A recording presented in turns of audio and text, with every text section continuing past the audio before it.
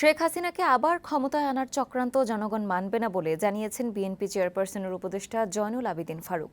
বৃহস্পতিবার সকালে জাতীয় প্রেস ক্লাবের সামনে অবস্থান কর্মসূচিতে অংশ নিয়ে তিনি এই কথা জানান। বুধবার মধ্যরাতে বন্ধ সচিবালয়ে আগুন লাগা নিয়েও প্রশ্ন তোলেন ফারুক। বলেন, ষড়যন্ত্র এখনো অব্যাহত রয়েছে। ষড়যন্ত্র থেকে বাঁচতে হলে সচিবালয়ের মতো জায়গা থেকে স্বৈরাচারের দোসরদের সরিয়ে দেওয়ার তাগিদ বিএনপির সিনিয়র এই নেতার।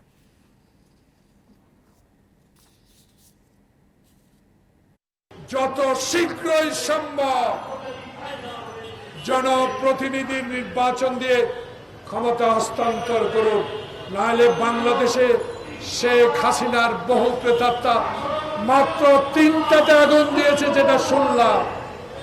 যদি এখনো সময় ক্ষেপণ করেন, এরা আবার জোরে সুরে শুরু করবে। এদেরকে মুখ বন্ধ করে দেন, আইনের আওতায় নিয়ে আসেন।